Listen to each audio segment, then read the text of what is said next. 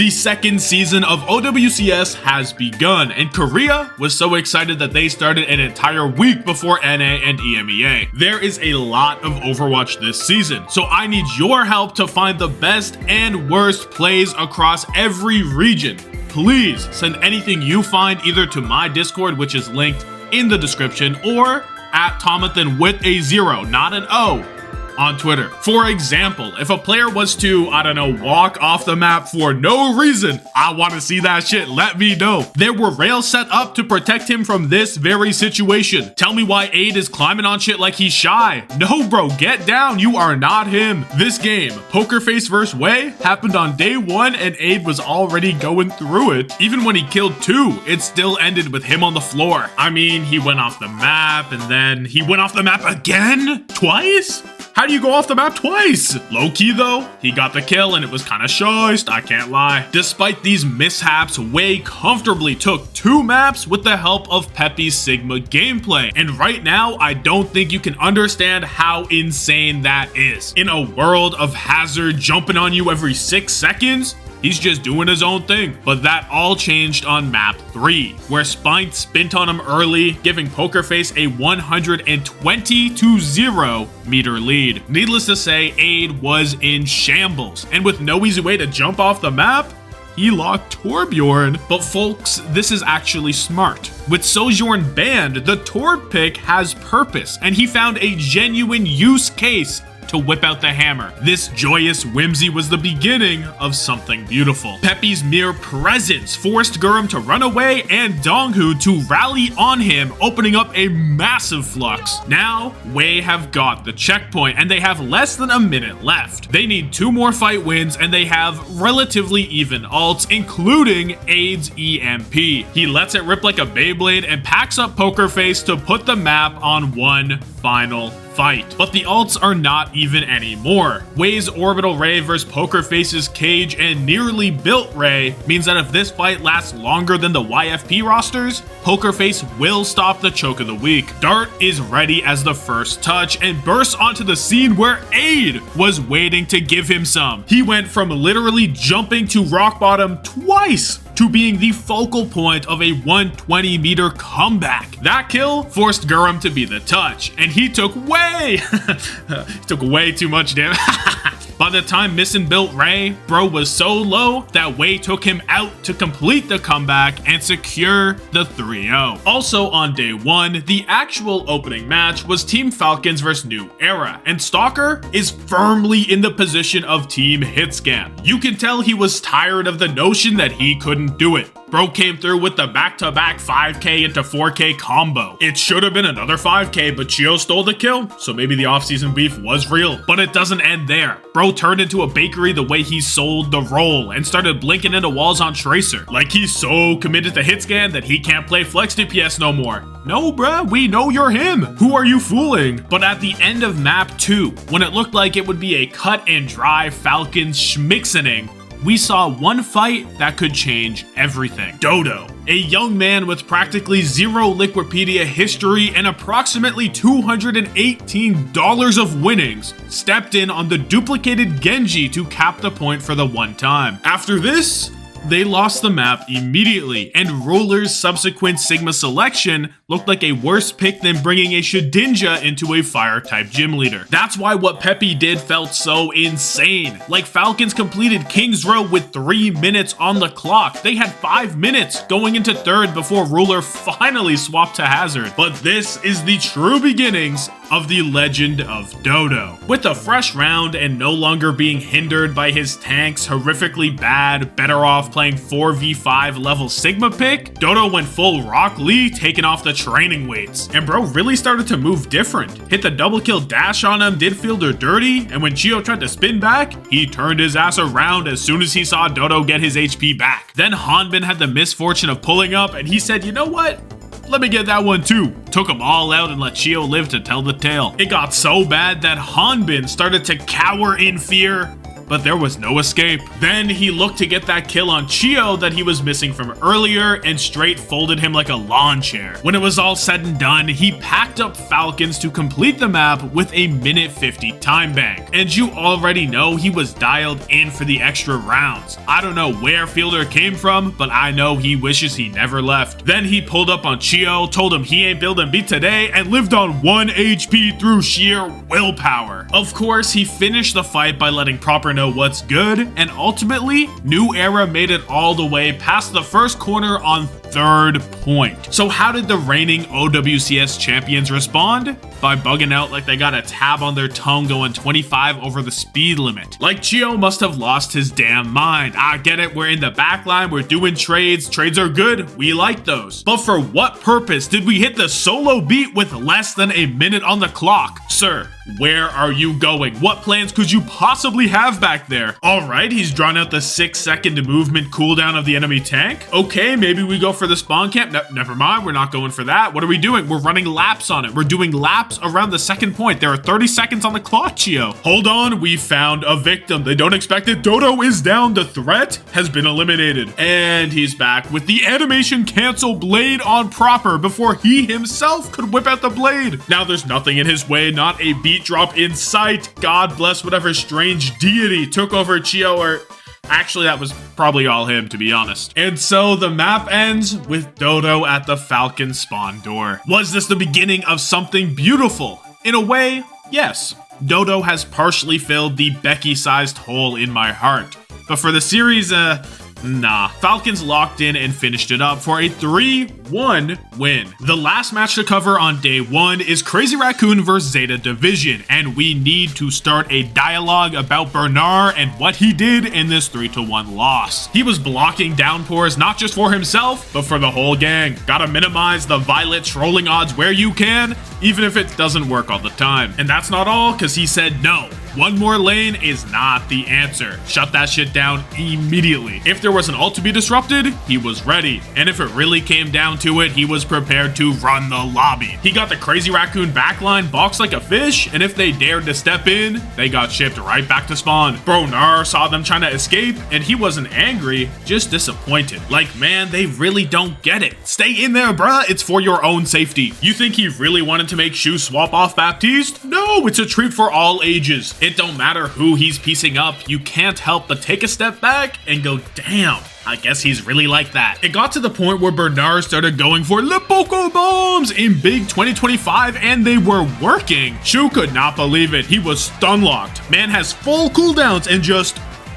He must have that Diva x Sombra Marvel Rivals ass team up or something, cause ain't no one using their abilities right when the bomb goes off. But if I'm saying Bernard's doing all of this, why'd I lose though? Not even a map 5. Really, let's just say that Finn was making it very clear that he would not be Rajaxing under any circumstances. Bro was dropping ult while he was an entire area code away from the opposition. Like, this is the last fight of the map, and he got so tight from Heesang looking at him for 2 seconds that he dropped that shit instantly. It must have been a beautiful day out with a slight breeze, cause this kite took no effort to get moving. And while Violet was on unusually good behavior, there's simply nothing you can do when the pulse bomb phases through his shield for fun. It doesn't matter if he isn't trolling, the game itself still griefs him. Bro is so dedicated to the grind, he got his game client chasing the bag. But hold on, this right here is why he's the GOAT. The visuals don't even catch it, but for one single frame, he put down shield. That's why the camera angle snaps and the cooldown gets unpressed. This is why he gets Cash App the big bucks. He makes that frame perfect trolling look easy. But it's not fair to only look at ZETA. What's the opposition up to? Okay, Junbin gets forced out and is chased all the way to 3rd point. I don't know what his plan is, where he's going, or what he's looking for, but I truly hope he finds it. Once ZETA gives up the hunt, he explores the map a bit, because I don't know if he's ever been over here off of Winston before. And when he returns, he's met with the backline on a silver platter. What in the object permanence is going on? You know he's back there, so how could you be jump scared when he pulls through? There are already way too many surprises going on to have CTE take over. Like, you got Lip finishing Violet, looking around and going, pulse on the wall. And he's still getting the kill. It turns out to hit this miracle pulse bomb. It cost Alpha Yi all his cooldown, so he had no way to evasively maneuver. But Lip still had more to do. The job was not done. Finn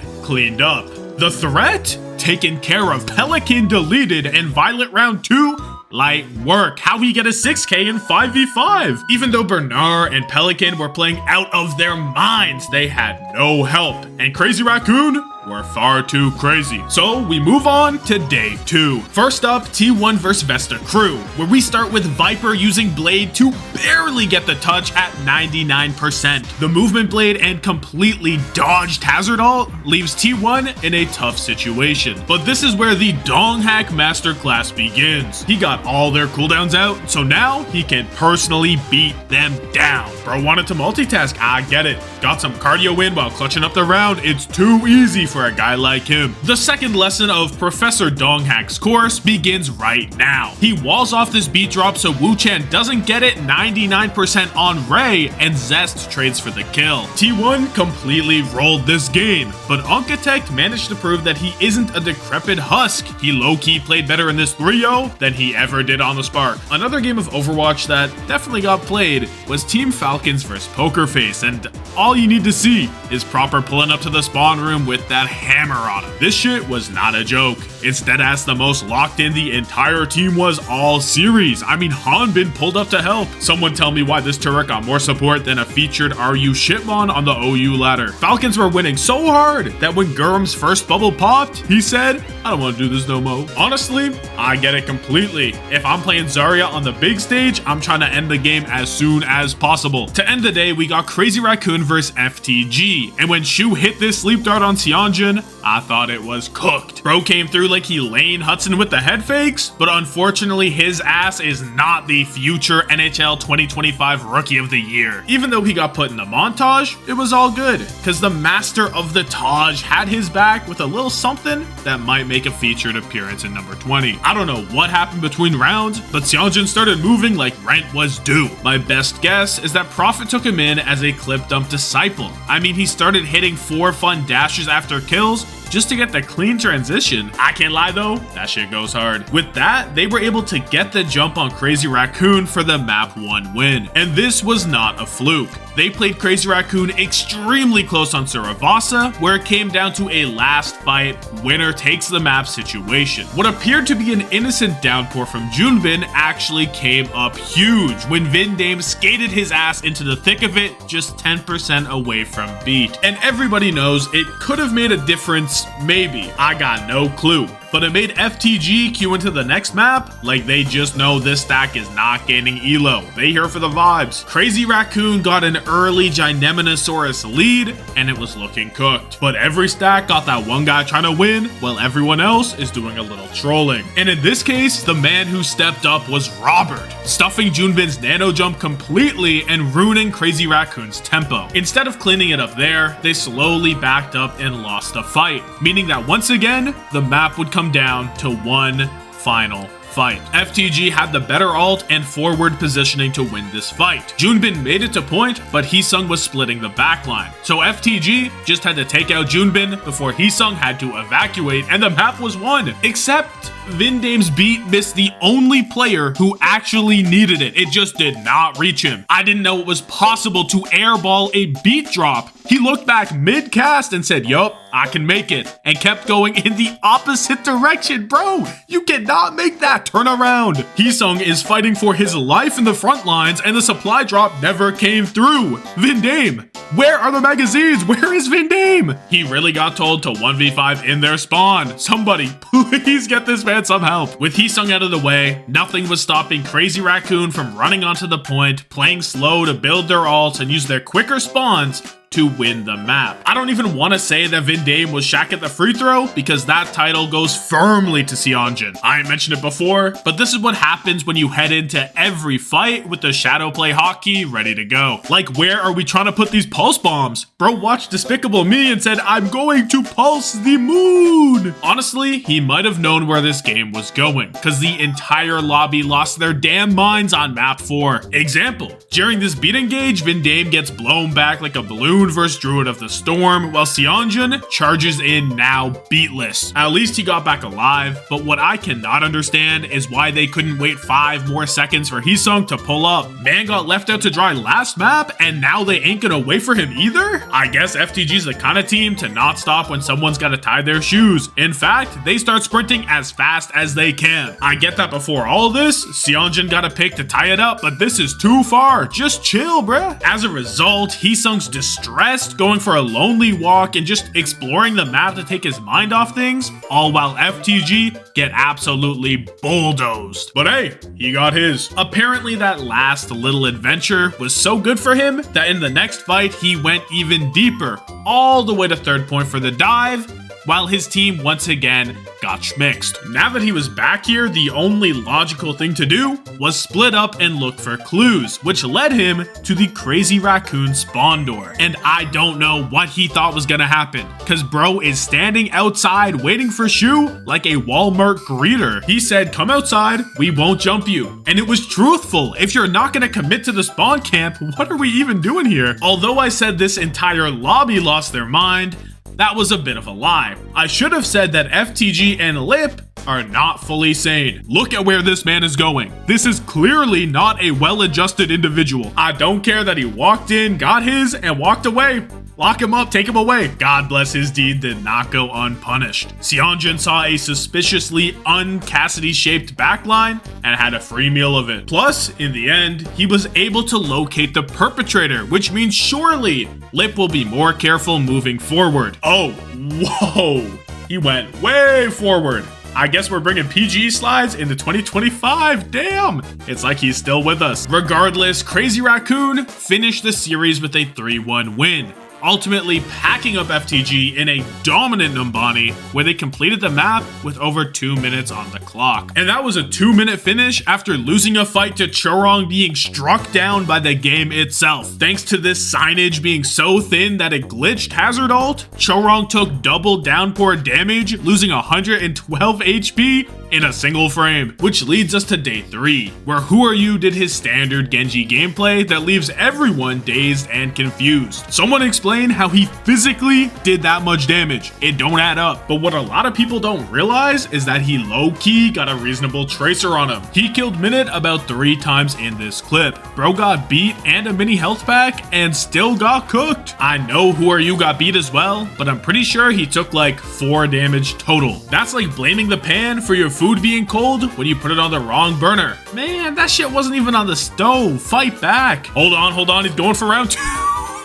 Never mind. By the end of the series, Wei didn't have to do anything. Vesta Crew were only capable of beating themselves and the innocent residents of Coliseum. One moment, Jinsung's doing everything right, like nanoing his Soj and clearing the mines, but maybe he's just a little too goated at clearing them. Even though there was an entire explosive free hallway right beside him, bro folded under 0 pressure, so Wei just had to sit back and enjoy the 3-0. The other less notable game was New Era vs FTG, where Dodo once again stood on business with a clean 100-0 opening round. After getting 100-0 back on the following round, New Era were dialed in for the map deciding point, and they were in prime position to win. But Sionjun killed 2 in the backline, lived on 2 HP, and then was the sole individual keeping OT alive for a good 5 seconds. I've never seen someone exert so much pressure that even on 2 HP, no one wants to mess with them. However, from there on out, New Era basically went extinct. We are talking about a single-digit new Queen Street push and no other points captured. The final match to discuss from week 1 is T1 vs ZETA Division. And in this first map, we got Mega Gigantamax Primal Violet with a Luciomanite Z. ZETA have point control for the final fight and run it down to force T1 into an early engagement. Here, Violet drops the beat with 1 HP remaining. All those previous Ajaxes led up to this moment. He has tested to the point where he has landed directly on the limit. And then in the next round, he sent Zest to the ER with a shattered ankle. Bro dashed in only to find out that the wire transfer was denied. The only issue is that T1 had a beast of their own. every step of the way, Donghak was there making his move. While Violet was celebrating his 1% beat, Donghak had his head down, back capping the point, running around the map playing his life, and finding the most crucial pick he possibly could, all at the same time. And while Violet was breaking ankles, Donghak was throwing people off the map, breaking entire bodies. And in the overtime, Donghak and the gang were rolling out around the map like they're looking for the Allspark. If the Dong has used a cooldown on you, you were dead. There's no way around it. Finn tried to run away, and you can see the genuine fear in this man's flight path. But you know that was never an option. Violet don't even know what happened. He's just dead. Flora took one look and wasn't seen for the rest of the map, and Bernard didn't make a dent. After truly giving it his all and not winning even a single round, Violet was in a downward spiral. I have 100% confidence that he purposefully hit this Ajax just to feel something. You could put the brightest minds in Overwatch history together in a room and they still wouldn't be able to replicate this disaster class. Let's break it down and see how this beat drop is the most optimal Ajax path possible. First, he hunts down Viper and dodges the pulse bomb off raw survival instinct. Then he sees the meteor strike coming down, walks out of cover before jumping around the corner completely as soon as Donghak lands. I promise you, this is not natural behavior. No human being does this unless there is explicit intent. And it's not just this. In the extra rounds after both teams completed the map, for what purpose is he dead chilling on the point? 12% off nano boost. This is where the push died. And while it's still good for a minute, T1 had over 3 to match. Hey, congrats on hitting the sleep though. Hope it was worth. But how did we get to this point in the game? ZETA started off with a strong offense, having plenty of time for third point until, oh yeah, money called. From there, we got to see that Donghak has finally learned that the best way to get to the backline actually isn't going from point A to point B. And I know that sounds crazy. You'd think that the less distance traveled is better, but sometimes to dodge pressure, you gotta go on a journey. Then you add in Pelican giving your grandma a run for her money with the way he threaded this needle to get off the worst dupe of all time. Suddenly, this shit got shiced and ZETA had no dozo for these bozos. Which brings us to the final round, where T1 had 3 minutes to get to the bookstore corner on second point. Now, I can't figure out what compelled Donghak to run Diva for this first minute and chill on the high ground like a random NPC the devs put there just to add a little ambiance. What I do know is that shit did not work. When he finally went in to do something, Bernard walled him off and said, "Get your ass off that hero." When he returned on Hazard, a similar situation occurred, but crucially, he got out Ray, which gave T1 the ult advantage for OT. This is where Bernard opens with Hazard ult, and everyone was able to dodge it. In fact, it was so easy that Skewed forgot it existed entirely and flew right back into it. This prompted Opener's beat, but it was far too late to save Skewed. Although it was the perfect opportunity to catch a Pelican, Viper had to blade if T1 wanted to move past first, which left Donghak's ult as the only way for T1 to get it done. If Finn built Ray, it was beyond Jove, so Donghak had to move with the quickness. He wanted to do this honorably with no sneak attacks, so he made his presence known and said, "Peep this," before breakdancing on the rooftop. He tried to distract them so they'd freeze up and stand out in the rain, but I mean, look at my tank, dog. We ain't making it out of here. After this, OWCS clarified that stalling on slopes like this is an illegal play. This shit was so ass, it got outlawed. We've been making a lot of fuss about Donghak, so I think it's about time to enter the Bernard zone. In this nation, the #1 transaction is big game plays for pure, straight out the comb honey. And you already know how we feel about adding unnecessary lanes. Get him out of there, bruh. He'd be putting roads in the rock like Wile E. Coyote, except he ain't a bum. Deniers will say he was just trying to wall off the backline. Wrong, he's just like that. A lot of Hazard players end up looking like the Weather Network on some, yeah, it's about a 30% chance of rain here. Not Bernard though. When he clicks ult, it's full Noah's Ark. You will be catching a cold. He stopped T1's final necessary win once on this point already, and when he needed to Rajack Skewed, he didn't get it done. Even with all this glaze I'm giving, straight up compared him to a biblical event, and they still ain't win the map. But don't worry, Zeta banned Brig on Gibraltar, and Bernard started running around the lobby full raid boss style on Diva. There was no counterplay. The poor backline got chased around the entire map, but this Brig ban did more than that, cause Violet got unleashed. He got no fear on Zen, walking around having a joyous time, almost trying to relive the glory years. Eventually, when they switched sides and the illusion wore off, he swapped to Kiriko, but the whimsy remained. He fucked with his flank so heavy that he did it again, and while it didn't go as smoothly, it still worked. In fact, he liked it so much, he decided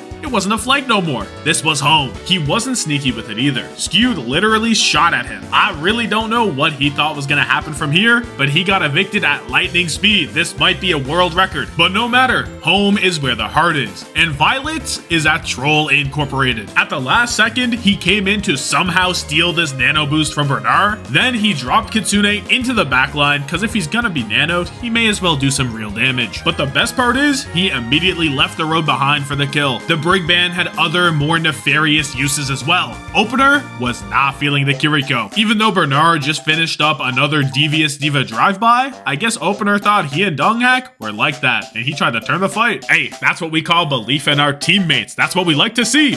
But we also call it completely deranged. Y'all are not about to 2v4 as Kiriko Winston, especially not with Bernard stealing all your paper. I can't lie though, I like where their head's at. And they got that Tom and Jerry coordination to go with it. Like, look at how in sync these cooldowns are. They hit the cleanest mid-air high five the game has ever seen. However, it might have been at an inopportune moment. It's not all on Opener though. Almost the whole team was going through it. I mean, Donghak hit his head so hard he probably got a mild concussion. And they had to watch Violet's whimsy while getting brutally beat down by Pelican at the same time. There was a second here where he wasn't looking at Viper, back turn, focused on Skewed entirely, and he still got the kill. Then when he got nano boosted, he said, hold the blade. He only needed to use a fraction of his true power to pack up T1 for the 5k. The only T1 player who was really dialed in was Viper. He was a consistent threat the whole way through, and even got the better of Pelican in some exchanges. Although his methods were a little unorthodox, perhaps Gregory House levels of unethical. In order to break Pelican's ankles, he had to shatter Opener's whole skeleton. I mean, it worked though, and Pelican is mad as fuck chasing after him. Unfortunately,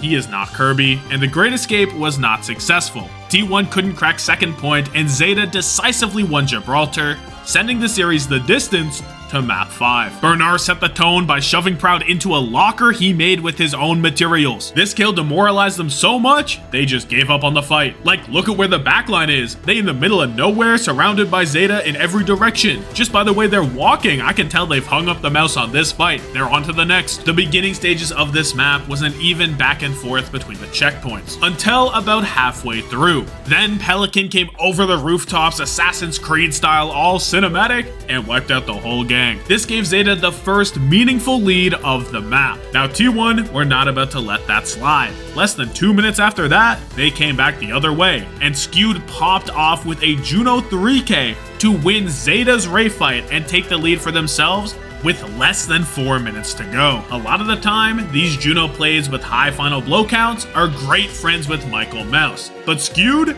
is banned from the clubhouse after this. The only reason they were able to take the lead here is because earlier in the map, he had another 3k just to get the checkpoint. They lost that fight in the end, but if Skewed doesn't kill Violet instantly, they likely don't get the checkpoint. The lead didn't extend far, cause Pelican hit the on Proud and turned around to help out his squad. He don't care about the weather. Rain or shine, he has 2 feet on the ground and will be there no matter what. But there's no time to rest. T1 take a quick fight off the high ground and Donghak starts tweaking out. Where are you going, bruh? There is nothing over there for you. No objective, no backline, no LOS of your own supports? This play is so ass that Bernard ignored it at first. He thought he was seeing things, but no, that was just Donghak running it the fuck down for no reason. He had 2 individuals, less than 10% off alt, just be chillium. With less than a minute on the clock, Zeta are 1 fight from retaking the lead, and the alts are relatively even. T1 want to take tempo, so they initiate with a beat blade, and Big Dog Bernard takes Viper out during the beat drop. You cannot teach this. There is no book, there is no YouTube guide. You could go train in the mountains for 2 decades and you still wouldn't be him. And you thought it was over? No. job's not done. He kills Viper, so now Skewed has to touch and has a whack-ass Ray that, guess what? He still dies through. Oh, now Opener's trying to pull up? Nah, it's closing time. Back to spawn. You got Donghack trying to ball out while Proud overclocks, but he can't get close because of that big crash, and Donghack eventually can't hang, which means ZETA officially have the lead. But you already know ZETA are trying to end this right now. So they pack up T1 and call it a night. With that, those are my best and worst plays of OWCS Korea Week 1. I really want to get these out faster, so again, send me clips or timestamps of the most beautiful or egregious plays you see from any region, either to my Twitter or in my Discord. Thank you for watching. Have yourself a good one. Deuces.